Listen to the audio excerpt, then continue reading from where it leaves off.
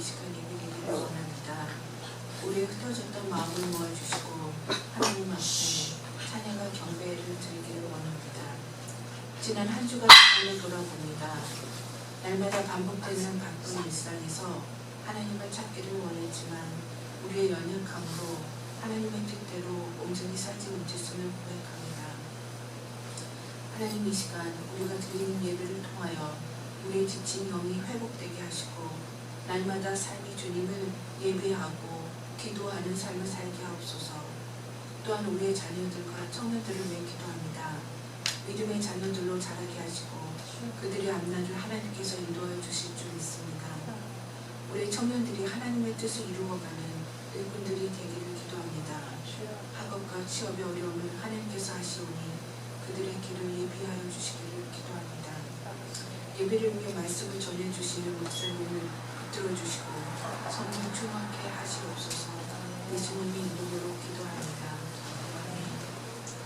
하늘에 계신 우리 아버지, 이름이 거룩히 여김을 받으시오며 나라가 임하오며 뜻이 하늘에서 이루어진 것 같이 땅에서도 이루어지리이다. 우리가 우리에게 이르는 죄를 주시고 우리가 우리에게 죄진 죄를 사하여 주는 것 같이 우리 죄를 사하여 주시고 우리를 시험에 들게 하지 마시오며 다만 하나님께서 구하옵소서. 나라와 권세와 영광이 아버지의 영원히 싸움나이다. 아멘. 오늘 하나님께서 주신 말씀은 요한복음서 2장 13절에서 22절까지입니다. 봉독하겠습니다. 유대 사람의 유월절이 가까워져서 예수께서 예루살렘으로 올라가셨다. 그는 성전들에서 소와 양과 비둘기를 파는 사람들과 돈 바꾸어 주는 사람들이 앉아있는 것을 보시고 노끈으로 채찍을 만들어 양과 소와 함께 그들을 모두 성전에서 내쫓으시고 돈 바꾸어 주는 사람들의 돈을 쏟아버리시고 상을 둘러 엎으셨다. 비둘기 파는 사람들에게는 이것을 걷어치워라, 내 아버지의 집을 장사하는 집으로 만들지 말아라 하고 말씀하셨다. 제자들은 주님의 집을 생각하는 열정이 나를 삼킬 것이다 하고 기록한 성경 말씀을 기억하였다. 유대 사람들이 예수께 물었다. 당신이 이런 일을 하다니 무슨 표징을 우리에게 보여주겠소? 예수께서 그들에게 말씀하셨다. 이 성전을 허물어라. 그러면 내가 사흘 만에 다시 세우겠다. 그러자 유대 사람들이 말하였다. 이 성전을 짓는 데 46해나 걸렸는데 이것을 사흘 만에 세우겠다고요. 그러나 예수께서 성전이라고 하신 것은 자기 몸을 두고 하신 말씀이었다. 제자들은 예수께서 죽은 사람들 가운데서 살아나신 뒤에야 그가 말씀하신 것을 기억하고서 성경 말씀과 예수께서 하신 말씀을 믿게 되었다. 이는 하나님의 말씀입니다. 하나님 감사합니다. 우리 주 예수 그리스도의 순환을 묵상하면서 경건을 살아내는 사순절 세 번째 주일 함께하는 우리 모두에게 그리스도의 평화와 은혜가 함께 하시기를 기원합니다. 세상의 모든 종교들이 가지고 있는 어떤 공통점이 있습니다. 그것은 인과응보라고 하는 원칙인데요. 이 법칙이 주로 불교나 힌두교 같은 종교에서 많이 볼 수가 있습니다. 물론 이 인과응보는 이슬람교에도 있고요. 무속신앙이라든가 또는 다른 종교에도 들어있습니다. 심지어 사회에서 우리가 인용되고 있는 도덕법이나 형법 같은 데도 인과응보의 법칙은 존재하고 있습니다. 기독교는 어떨까요? 제가 한 40년 이상 이제 한국에서 평신도로 살고 있다가 미국에 와서 신학 공부를 하고 한 20년 정도를 이제 생활하면서 목회하면서 본 것에는 미국에도 심지어 미국 사람들 다니는 교회에도 인과응보의 법칙이라고 하는 것이 어느 정도 스며들어 있다라고 하는 것입니다. 한국의 기독교가 사실 일제강점기, 그러니까 선교사들이 19세기 말에 들어와서 1800년대 말에 들어와서 일제강점기를 겪고 우리가 해방되는 그때까지만 해도 한국의 기독교는 내세 중심, 그러니까 예수 잘 믿고 천국 가자라고 하는 그런 이야기를 많이 했습니다. 왜 그러냐 하면은 사실 일제강점기, 부활말과 일제강점기에는 현실 세상에 소망이 없는 그런 상황이었죠. 그렇기 때문에 현실 세상을 바라보면서 신앙생활하는 것보다는 무언가 다른 것, 무언가 좀 우리에게 위안을 줄 수 있는 것이 그나마 내세 우리가 죽어서 천국에 가는 것을 우리의 소망으로 삼고 신앙생활을 하게 되었죠.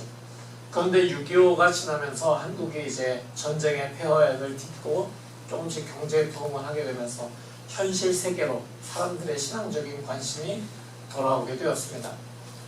사실 미국에서 번영신학이라고 하는 것이 시작된 것이 바로 그때였습니다.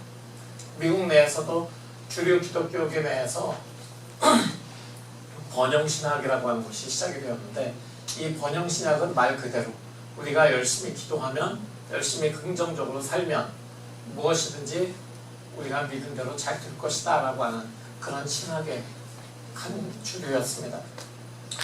그래서 사람들이 이 번영신학의 영향을 받아서 믿음으로 끈기 있게 기도하면 하나님께서 이루어 주신다라고 하는 것이 한국 교회에 만연하게 퍼져나가기 시작했습니다. 결국 그것이 굉장히 당연하게 여겨지기 시작을 했어요. 사실 이런 것은 인과응보의 원리를 그대로 담고 있는 것입니다. 근데 이 인과응보의 원리에 담겨 있는 것이 여러분들 뭔지 알고 계십니까? 인과응보의 중심에는 내가 있고요, 하나님이 없어요. 내 욕심이 있고 하나님 나라는 인과응보의 원리에는 있지 않습니다. 우리 내면에 있는 현실에 대한 욕심이 바로 인과응보라는 것으로 나타나고 있는 겁니다. 사람들은 현실 속에서 살아갑니다. 현실을 무시하고 살아갈 수 없어요. 그 중에서 가장 관심이 있는 부분이 무엇일까?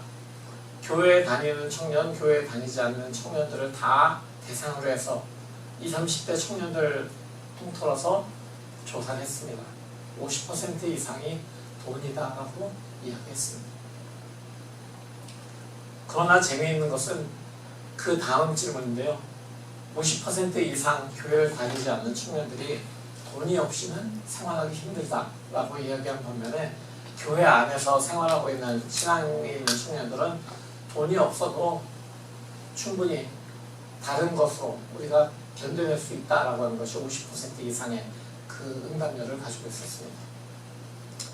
어쨌든 돈을 많이 벌 수 있는 방법이 있다. 그러면 여러분들 좀 솔깃하실 거예요. 자, 집을 삽니다. 집을 사야 되는데 제일 처음에 집을 찾기 위해서 첫 번째 여러분들이 뭘 보시겠어요? 자녀가 있다. 애들 학군을 먼저 보겠죠. 여기 학교를 어디 갑니까? 라고 먼저 봅니다. 학군이 좋아야 돼요. 그리고 두 번째가 있어요. 학군도 보지만 여기다 집을 사면 집값이 잘 오를까? 분명히 그 관심이 있습니다. 자녀들이 잘 되기를 바라는 부모의 마음도 그 원리를 따져보면 그 안에는 자신들의 욕망이 숨어 있습니다.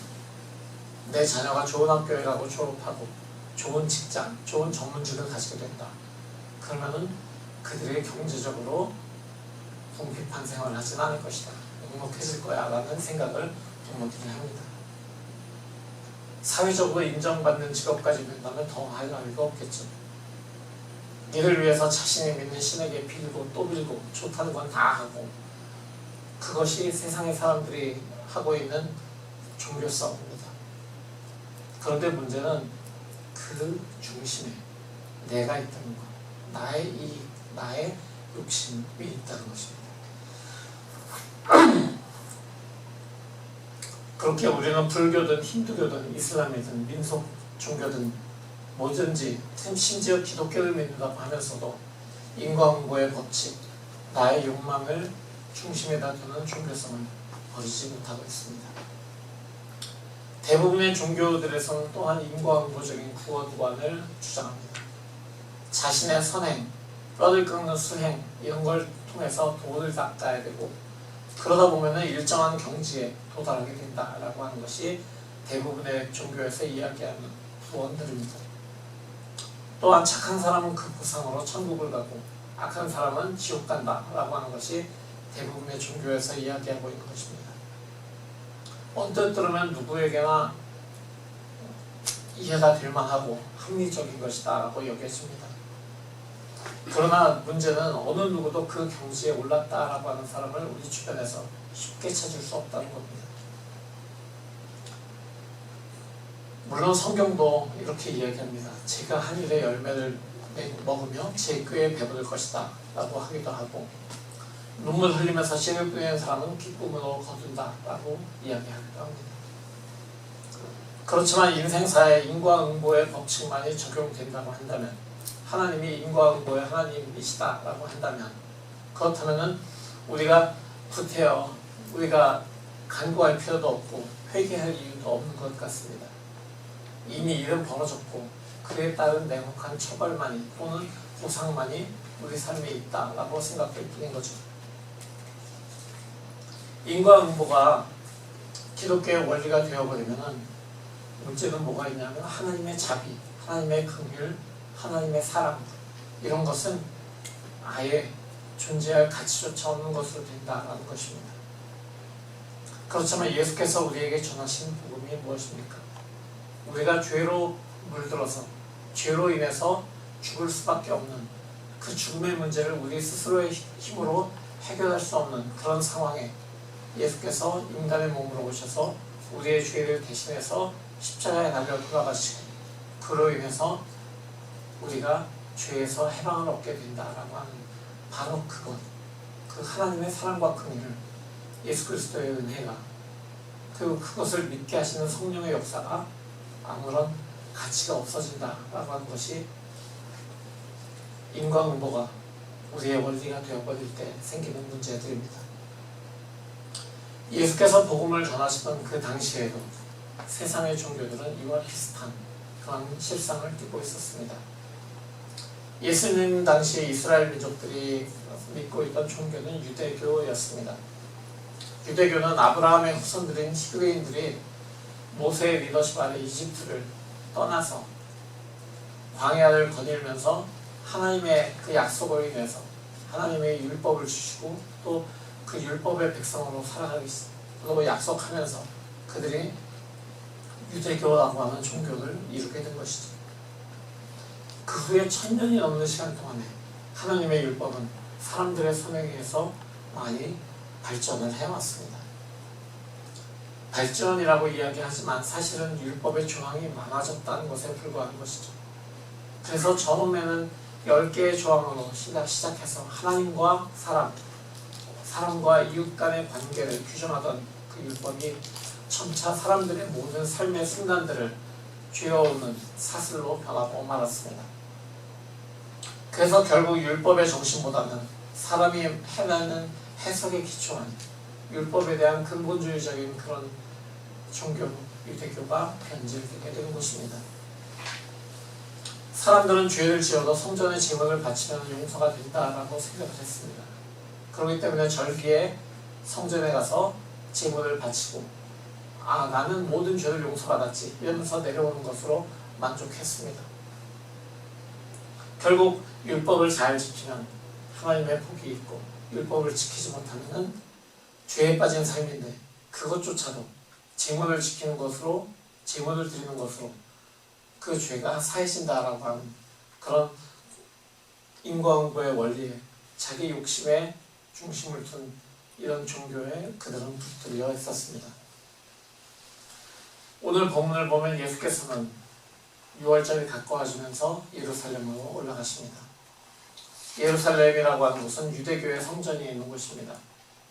해마다 많은 사람들이 유대인의 절기들을 지키기 위해서 예루살렘 성전에 모여듭니다. 그런데 예수께서도 지금 6월절기를 앞두고 예루살렘 성전에 가셨습니다.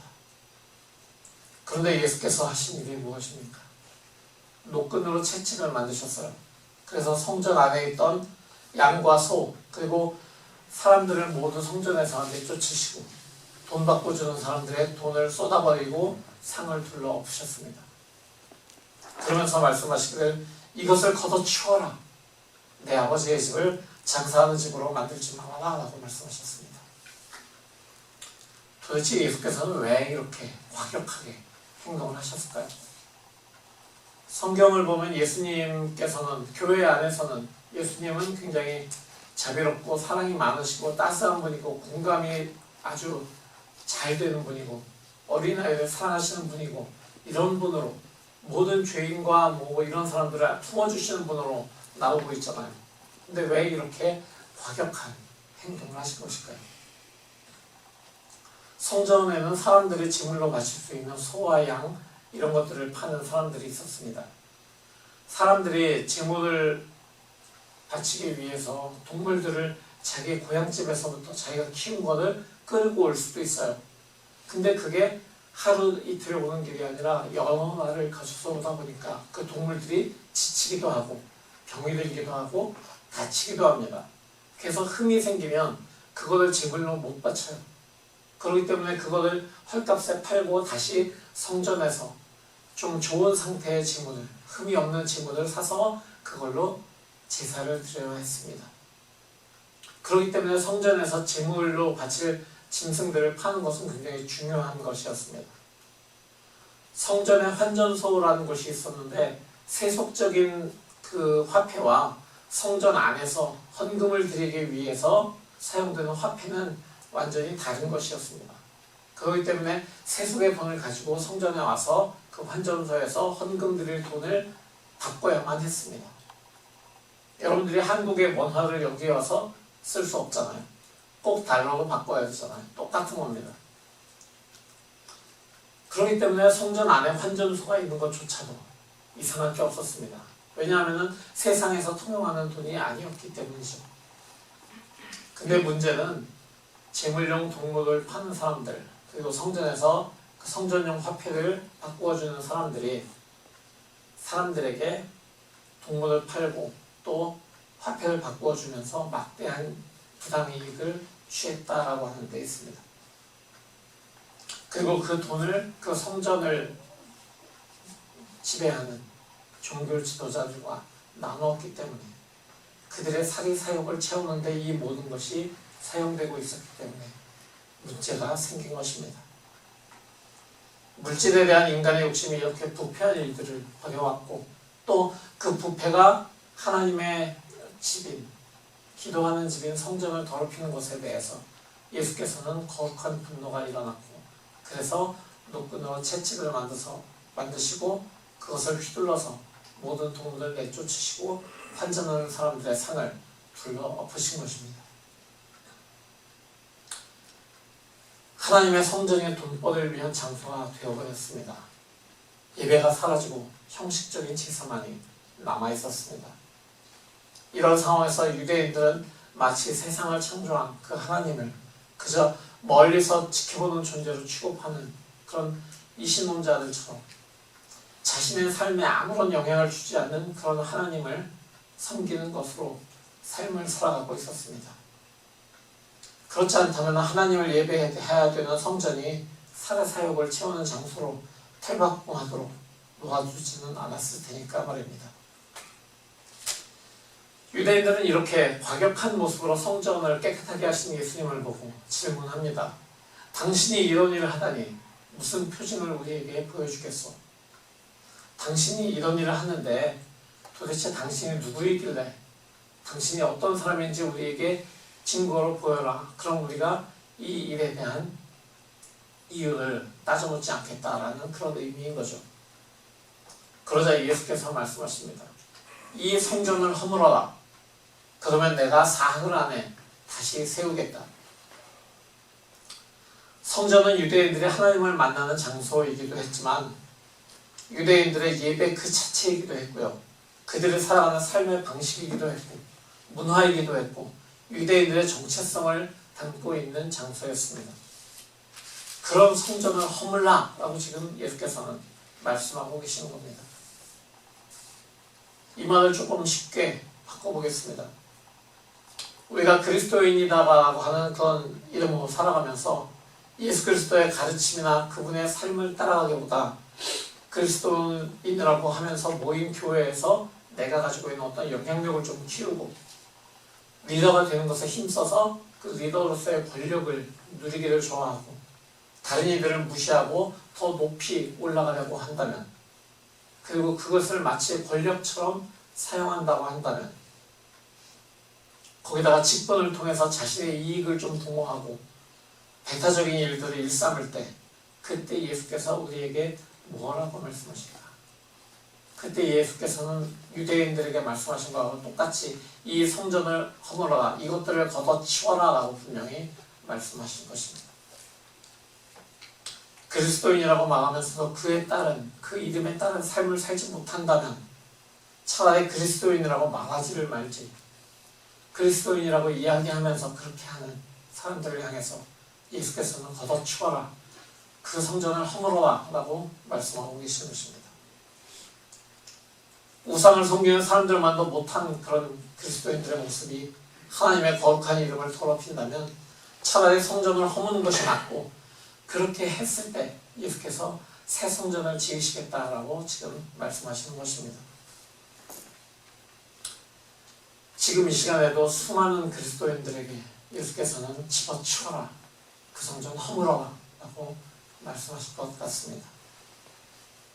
구원받은 성도들에게 삶의 지침이라고 주신 계명을, 하나님의 말씀을 자신의 말씀대로 해석해서 다른 사람들을 차별하고 억압하고 정죄하는 데 사용하고 있는 그리스도인들에게 말입니다. 성전을 허물어야 합니다. 모든 헛된 것들을 집어치워야 합니다.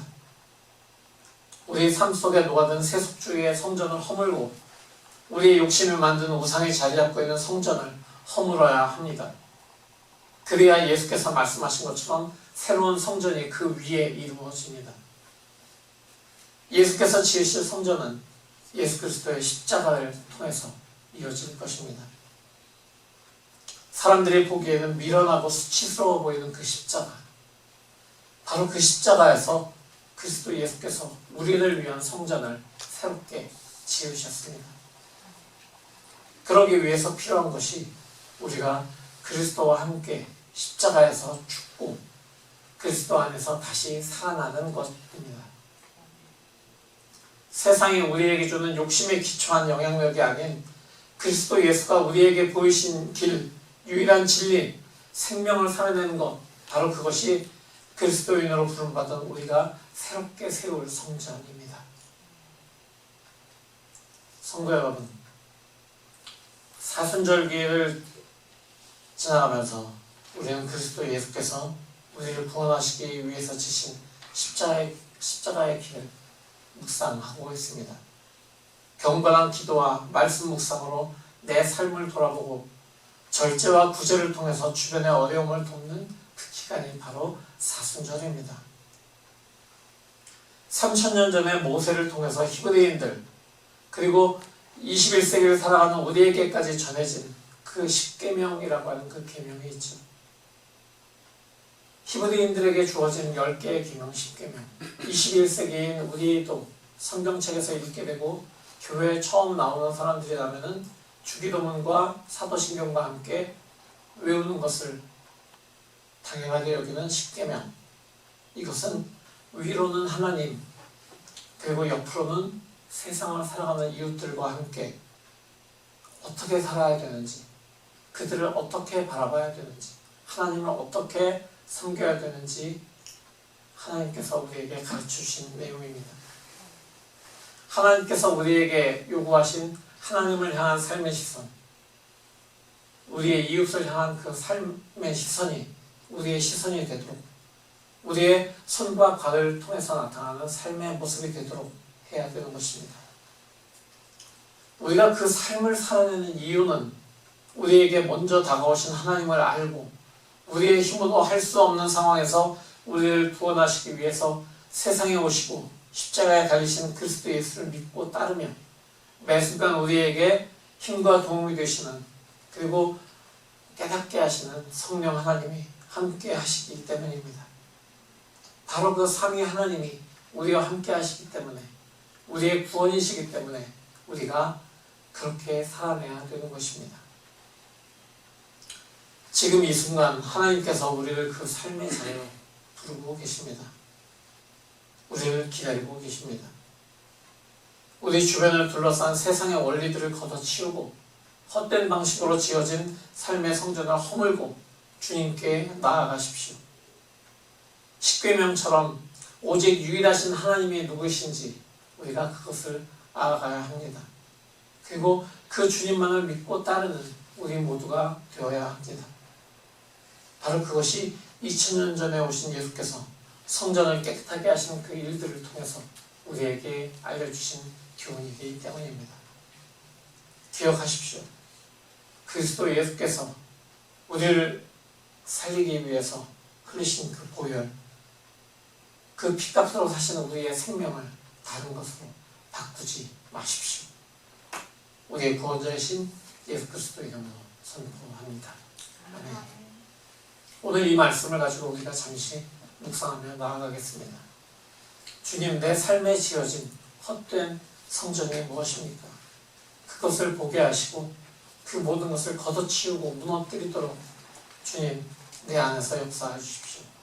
내가 그 헛된 성전을 무너뜨리고 헛된 욕망들을 걷어치우고 주님께서 세우신, 주님께서 사흘 만에 일으키신 그 성전에서 살아가겠습니다. 그 성전의 지체로 살아가겠습니다. 이렇게 기도하며 나아가겠습니다. 다 같이 기도합니다. 주님, 이 시간 우리의 마음을, 우리의 삶을 바라볼 때 황무지와 돌아가서 황폐한 땅인 것을 우리가 바라봅니다. 주님, 이 땅을 불쌍히 여기시고 고쳐 주시옵소서. 2000년 전에 예수께서 오셔서 고치신 그 세상이 아직도 황폐함을, 황무지임을 고백합니다. 그 모든 것이 우리가 하나님을 모르고 하나님의 율법을 깨닫지 못하고 그 거룩을 닮아가지 못한 것을 고백합니다. 주님, 이 시간 우리에게 구원의 빛으로 오신 그 주님을 깨닫고 다시 한번 주님 앞에 엎드립니다. 우리의 욕망으로 지어된, 우리의 욕망으로 가득 찬 그 우리의 삶을 성령의 도우심으로 걷어치우고 무너뜨리고 예수 그리스도의 그 십자가의 공로로 지어진 새로운 성전을 우리가 바라면서 바로 그 성전 안에서 주님과 함께 살아나가는 우리의 삶이 될 수 있도록 우리의 삶에서 역사하여 주시옵소서. 그렇게 주님께서 우리의 삶에서 역사하시는 걸 통해서 우리가 새롭게 되고 이 성전을 향해서 나오는 모든 발걸음들이 주님의 이름을 알고 주님의 이름을 경험하고 더욱더 높으신 그 주님의 이름을 닮아가고 찬양하는 귀한 성도의 삶 살아갈 수 있도록 주님, 우리 안에서 새롭게 역사하여 주시옵소서. 사순절 세 번째 주일을 맞이하면서 나아가는 그런 우리의 삶을 통해서 우리가 그리스도 예수의 십자가를, 그 구속의 은혜를 다시 한번 감사하고 그 감사에 반응하는 우리의 삶이 될 수 있도록 성령으로 역사하여 주시옵소서. 길이요 진리요 생명이신 예수 그리스도 이름으로 간절히 기도드립니다. 아멘.